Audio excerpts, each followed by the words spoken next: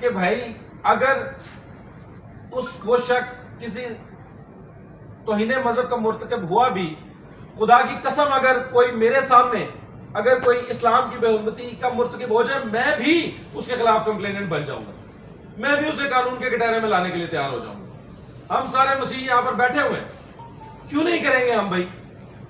ہم بھی اس کے خلاف کھڑے ہو جائیں گے۔ لیکن ہم ایک ملک میں رہتے ہیں جس کا نام پاکستان ہے، یہ ایک ریاست ہے جس میں ادارے ہیں، یہاں پر ایک نظام حکومت ہے۔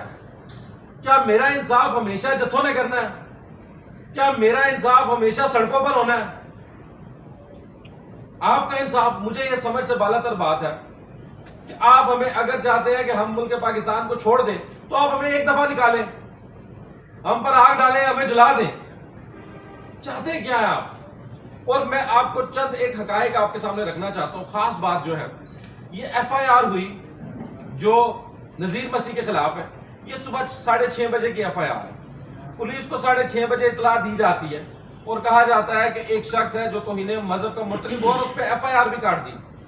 اس کے بعد پولیس نے جو وہاں پر لوگ اکٹھے ہوئے جنہوں نے اس کو بری طرح تشدد کا نشانہ بنایا، ان کے خلاف ایک ایف آئی آر دی جو 8:05 پر ایف آئی آر ہے۔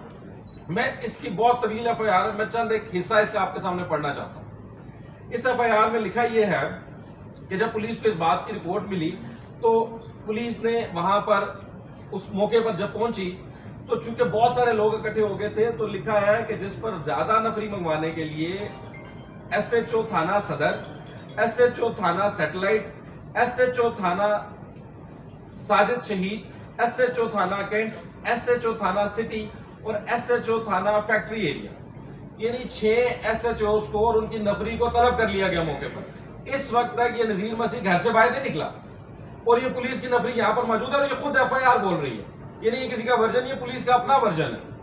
اور اس کے بعد پولیس کیا کہہ رہی ہے؟ کہتے ہیں کہ اور جب اس کو ہم نے اس کے اہل خانہ کو ریسکیو کرنے کے لیے